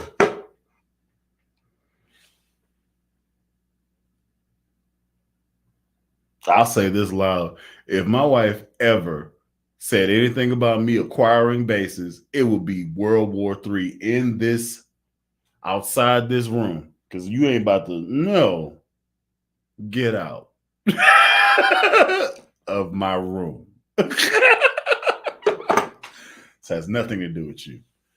I'm going to clip this and send it to her. But she already knows this. Like, I don't, she's fine. I got to have something that I enjoy doing. So I like chopping it up with y'all. I like playing. This is me. And she knew this was me back when I only had 2 basses, not including my original. Like, she was just like, you really love playing the bass. I'm like, yes, I would do this for a living. If I had to, I would definitely do it. Not if I could, because I can. I don't want to, man. I don't want to be gone from my family like that for months at a time or days at a time. Like, I don't. Yeah. Little peek behind the curtain. My dad was a musician or is a musician. I don't know if he still plays. But I didn't know him my whole life, and I met him about 4 or 5 years ago. That's only relevant because he plays lead, and he's like he has the same hands as me, but he plays lead guitar, and he used to play for Little Richard. Like, he was a touring guitar player for Little Richard. Like, that was a thing. Like, everybody knew it. They had pictures, him playing in the background, basically looking like me or me looking like him, but with a guitar, right? So I was like, but he was never around. Mom wasn't with him, but he was just never around. And I'm not gonna do that to my babies at all. So that wasn't a dream of mine, but that could never be a dream of mine because I love my family too much. So can't do that. But yeah, it's a little peek behind Bully's curtain, origin story of why I'm a villain.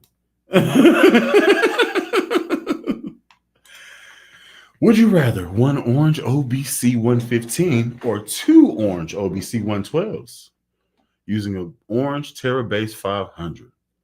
I would say 212s because more surface cone area is going to give a louder presence. So it's literally works out to 24 inches of woofer or 15. So I would say 24. So the 112s. Also, it gives a little bit more versatility for smaller gigs. You can only take one, and it's probably going to be a little bit lighter to transport as they don't have the bigger thumbprint. So I would say the 112s there.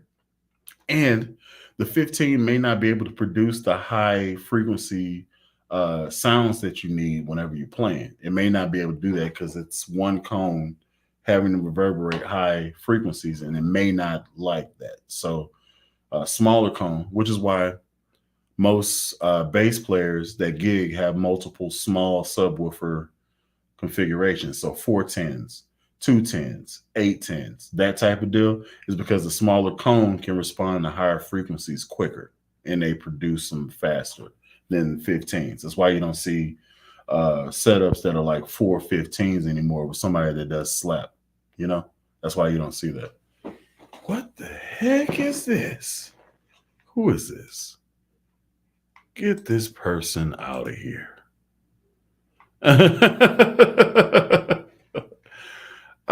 They say you're doing something whenever you start to get random sex ads, and this has been like the third time that's ever happened to me. But get them out of here. So yeah, let's see. And I do play everything, even if it's rarely plugged in. Okay. Sneakerheads don't have the same problem. They also have a smaller thumbprint than this. These on the wall is an answer to the problem. These in a case is a bigger logistic problem. She's never said no. I just deal. It's just a deal we have to keep me from being a hoarder because it would happen for sure. I get that. It's so hard not to want stuff. Yes. Yes. You pushed me to buy a couple of them. Okay. Showed I was passing on, like, you didn't buy that? That's how it ended up with a Honeybird's PV Unity. Okay. Feelings aside, if I ever get back on the road proper, that I can leave my good stuff at home. That part. It's really weird because, like, a piece of me is like, this is my base, right? This is my base. This is it. I want to play that one, but I also don't want anything to happen to it because it's my baby, you know? So it's a catch-22. Is it a studio piece? Both of them? Or do I take it to where do I have to get two of them made? Like, so I can gig with one and then have the studio joint? What do I do there? So what I decided I'm gonna do is I'm gonna have these bases be my safe gig bases that I play with, and then if I go to a club or something, I'll then elicit all of these bad boys, just depending on the gig. Not the Fender, but like this Bombshell, this Charvel right here, this Harley Benton, not the Fender, this Allen Eden. Not this Fender either. This Sire right here. This Sire. This Harley Benton. This Sire that's over here. Yeah. All my Fender stuff is studio pieces. I work with Fender. There's no way I'm gonna mess those bases. No way. Nope. So though the Fenders and my signatures will probably be like the safe gigs, so like a church type deal. But like out at a club or playing in an arena or a stadium, realistically, it'll probably be the Bombshell or the Allen Eden. They're both suited and booted up. Let's go. They're both suited and booted up, and they sound good. So those would be probably the first ones to go get gigged on. And then I have the Sire that's right here. And then more importantly, more giggable is this Sire that's right here because this is bone stock. So that's probably two, because I still want to look sexy. One is a Charvel, and then the Bombshell will probably be three. So more likely than not, I'd either grab the Sire, the Bombshell, or the Charvel to go and play a club gig. More than likely, the Bombshell and the Sire. Because I really like the Charvel, how it turned out.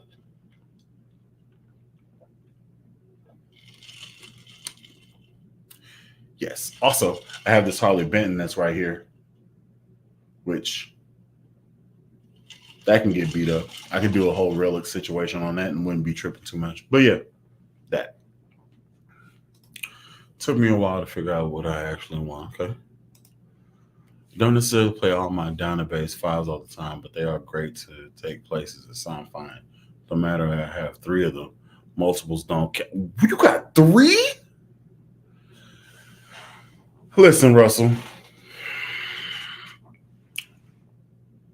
Let me come in. Coming in hot. This is an intervention. You may have a problem. you may have you have three of the same bass.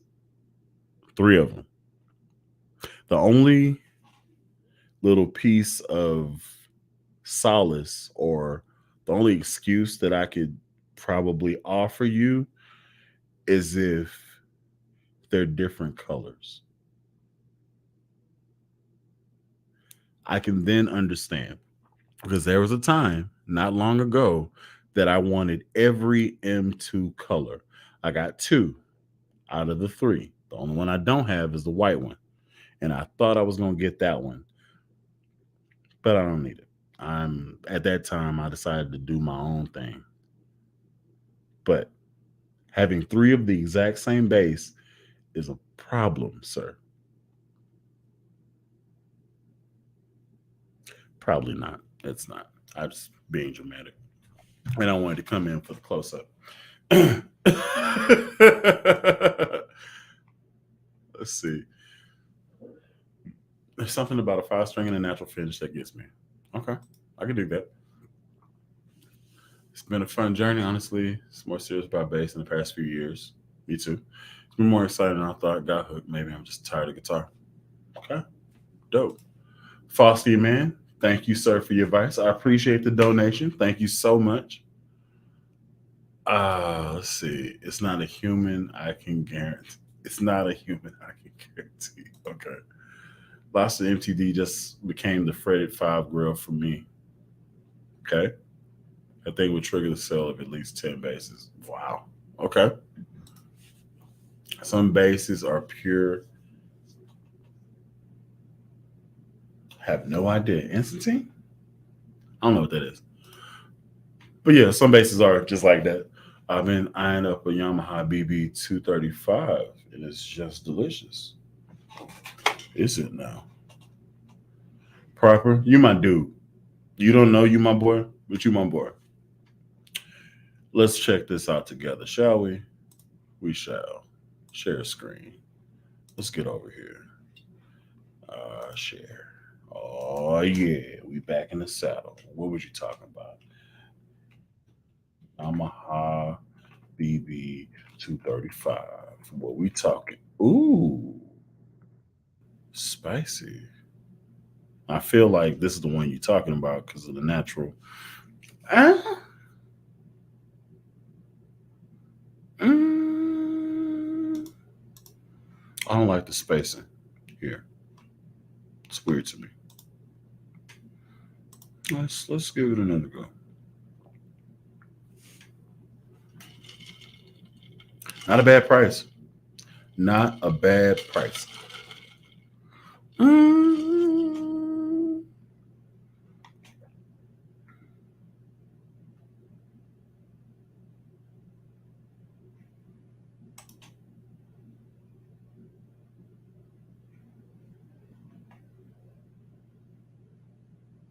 I don't like this spacing.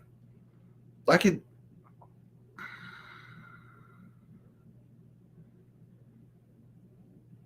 Mm, maybe not like is a very strong term. So let me say this. The first thing that I seen on the bass is the control layout. That's the first thing I seen, and I don't feel like it follows a nice line. I feel like it might as well just be bloop straight across here. I feel like they could have did something a little bit more. What is this reflecting in the knob? Is that the camera taking? That's the camera. Interesting. But subjectively, let's bring it out and look at the whole silhouette. Okay. PJ, the pick guard itself cuts off. It's a very unique shape. Gives access to the higher register, the fretboard. Looks like it's 20 frets. Okay. All right. On this particular one, the headstock matches the body, which is, you know, a thing that I like. But it's 369. And that's pretty okay. You know what I'm saying? Let's check this out. So the headstock is still black, broad base. Okay. Has a retaining tree there. Okay. Nice. Okay. I don't know what you're showing me. It's a passive bass. Okay. Okay. All right. Contoured. Okay. It's kind of nice in the. It looks mint, but they say it's vintage white, so it looks mint on my screen that I'm looking at, but on your screen it looks vintage. So maybe my stuff is a little bit off here. Okay, so it is. I need to change the settings on my computer screen because this looks mint to me. What is going? Oh, okay. So yeah, all right. I'll let you. I'll let you make it. This is delicious, huh? All right. Let's see. Love your Alan Eden. Nice. Never heard of them before till seeing yours. I should bust. You should bust it out so we can say hi to her real quick. All right. Why not? Let's do it. Oh. All right.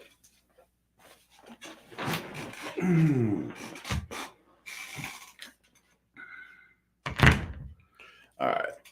This is my Alan Eden. This kind of got inspired by Surf and Turf because it's a seafoam joint. He'd use chrome, but gold just looks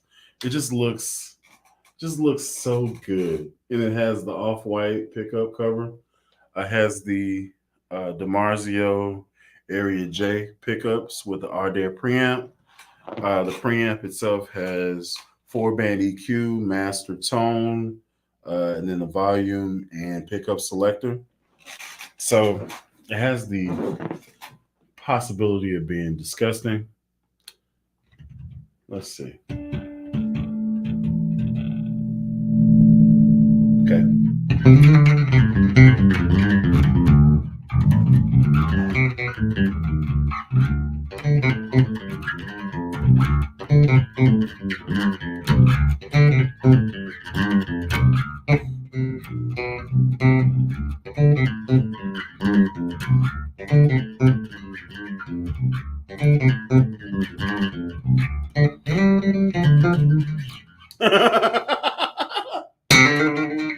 Yeah, man. This is with the tone all the way off.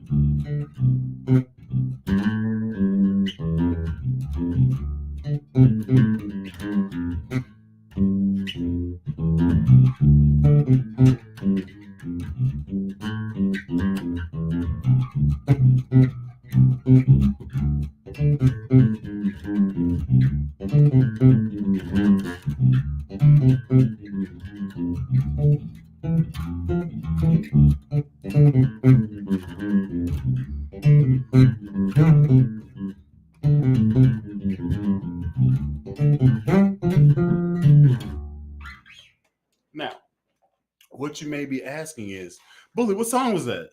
I have no idea. I just made it up on the fly. I have no idea. It was just in my head. I made it happen. I don't know.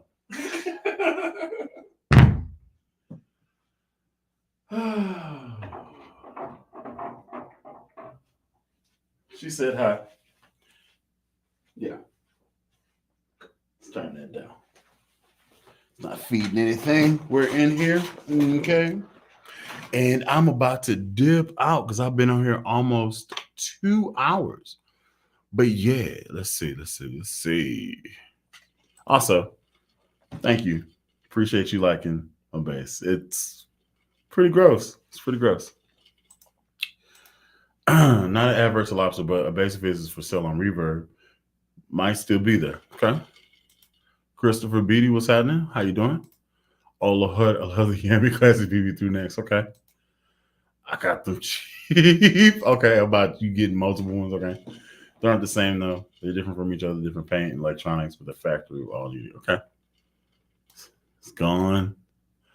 Different generations. One has super ferrite. Okay. Got the Dark Burst 734 coming tomorrow. Can't wait. Dope. A beginner bass player. Nice. Incentive. Okay.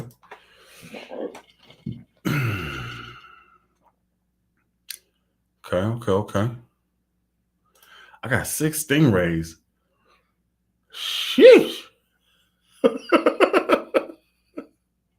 Sheesh. What about the Yamaha Nathan East signature bass? I haven't played it, but it's probably nasty because Nathan East is really good.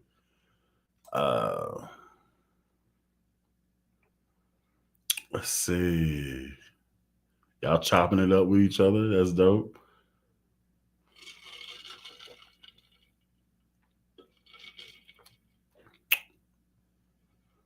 I like it, man. The Allen Eden is so gorgeous, man. It's disgusting.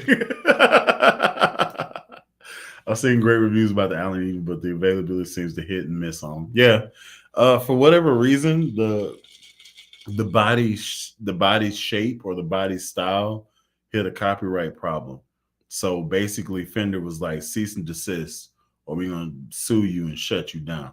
So they kind of swapped over to doing just guitars for the time being, and then kind of selling off whatever leftover inventory they had.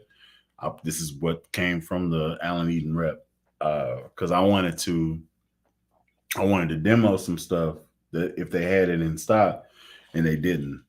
So he told me that's what happened. I should have bought a whole bunch of them back when I got this first one. Like I should have went ahead and just bought those 2 that I was looking at. Like they have a Disciple 5 neck through that I don't have, and it's a different body shape. Then they had this Tiger Eye Disciple 5, exact same thing, just in like a Tiger Eye quilted top type situation with gold. I should have picked it up. So, because they disappeared and then never reappeared again. So,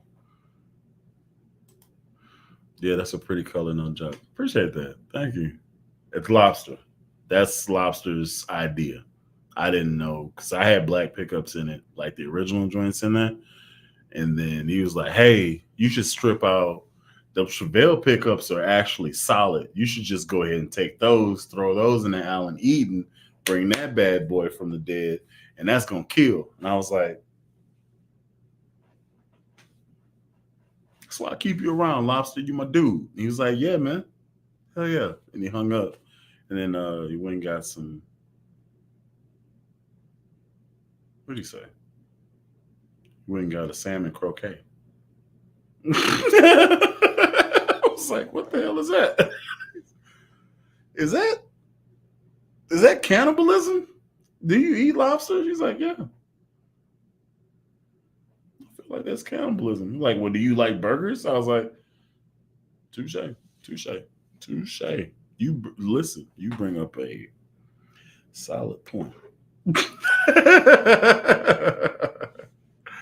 I wonder how much tone paint it took to give it them sweet. Your hands work well together. I can't wait to get to that level. Thank you for the compliment. I don't know what to say, but thank you for the compliment. See, the gold and then aqua seafoam really do slide right into your eyeballs nicely. They do, man. Listen, I got a few bases that are just lookers, and they're just lookers on their own. Just like you don't have to say anything about them. You just kind of like, whew, sheesh. I literally could have put those gold strings on that bass and had the same effect.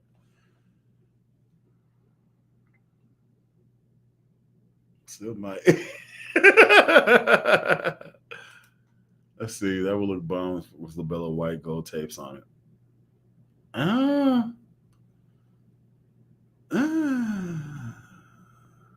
maybe. Uh, We'll see.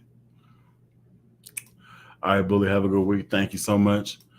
Don't forget to trade in the upgrade. Golden Sea phone looks dope. Appreciate it. I have 4 Yamahas tomorrow. I'll be 5. It's crazy. Anyhow, I see chatted, so I'll take off. But thanks for seeing this and be well. Appreciate it. The Mary J's are the best. I want a J base to have them. Okay. Yeah, find what you like, stick with it. You're on the right track. Dig it. Yeah, man. So listen, I've been on this bad boy for 2 hours. If you have not done it, hit the like button. You've been here for minutes, hours even. Hit the like button, please. Thank you so much. It's been a pleasure chopping it up with y'all, playing a little bit. Got me a little groove. Hopefully I can remember it. Got like 2 pieces of groove that I could snip out of this and post them separately. So it's been pretty productive. You know what I'm saying? Been pretty good. Anyway, I've been Alan Brown, aka Bully Kid. Thank y'all for joining me on Base Hang 58, and I will catch y'all next week for Base Hang 59. Thank y'all. Till next time. Y'all be easy. Yeah, boy.